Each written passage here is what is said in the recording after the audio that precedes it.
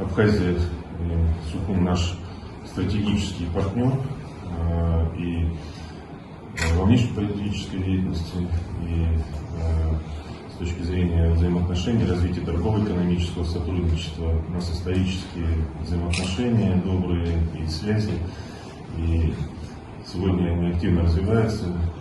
Абхазия увеличивает рост своей экономики, валового внутреннего продукта, в том числе Россия содействует и финансово для того, чтобы реализовать инфраструктурные проекты, обеспечить стабильность финансовую.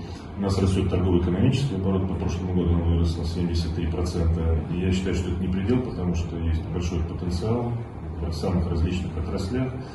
И, конечно, в первую очередь, это туризм, это те новые проекты, которые могут быть инвестиционной реализованы для привлечения сюда туристов. Это восстановление работы аэропорта, для того, чтобы обеспечить туристический поток.